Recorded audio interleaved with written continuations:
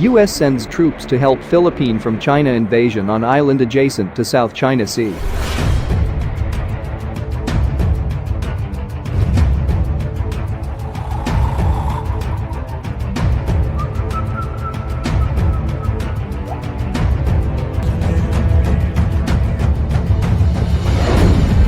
Philippine and US troops conducted their first joint airfield seizure drill on an island adjacent to the South China Sea, aimed at helping the Southeast Asian country deal with any potential island invasion.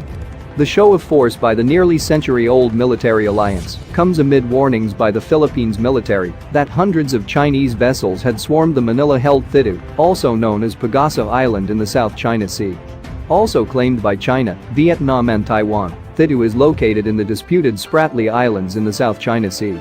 If they Filipinos were to have any small islands taken over by a foreign military, this is definitely a dress rehearsal that can be used in the future, Major Christopher Bolts, a U.S. Army Special Forces Company commander who took part in planning for the exercises, told CNA.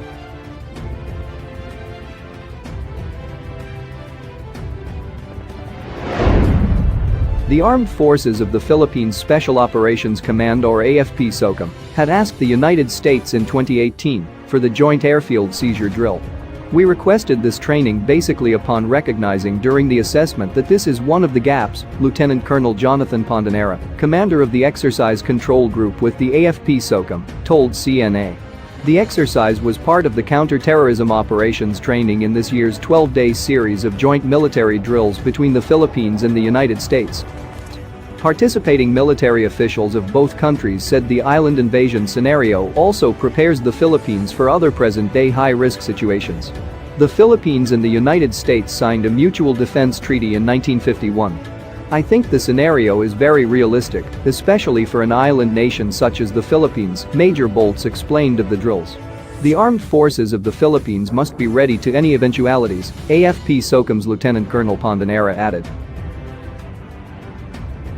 Created in April 2018, the AFP SOCOM combines the capabilities of China of sending Philippine troops on what he called suicide missions if China dared to touch Thitu Island.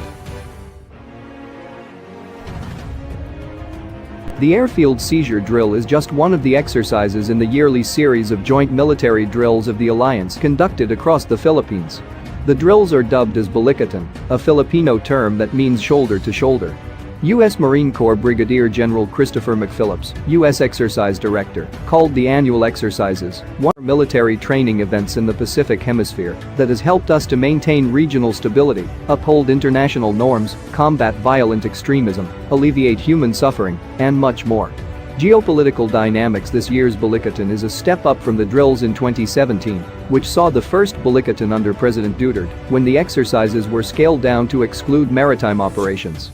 The president had also threatened to permanently abort the drills at that time, but relations between the Philippines and the U.S. have since improved.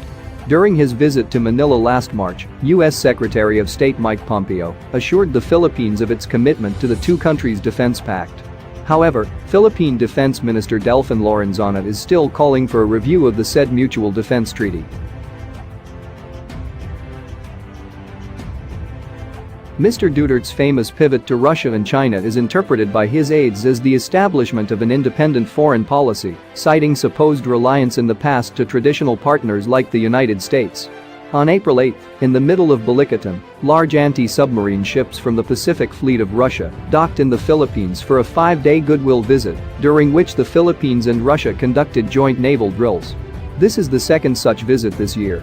On April 23, the Philippines is also expected to participate in a fleet review in China in time for the anniversary of the Chinese Navy. According to Philippine Navy spokesperson Captain Jonathan Zada, the tentative plan is to send a delegation of around 500, with a task force commander aboard the Philippine ship BRP Tarlac. The ship was also part of a fleet review in South Korea in 2018. Mr. Lorenzana said the country is participating upon the invitation of the Chinese People's Liberation Army. Despite warming ties with Russia and China, the Philippines still considers the U.S. its only military ally. Philippine and U.S. troops have fought alongside each other during World War II, the Korean War, and the Vietnam War.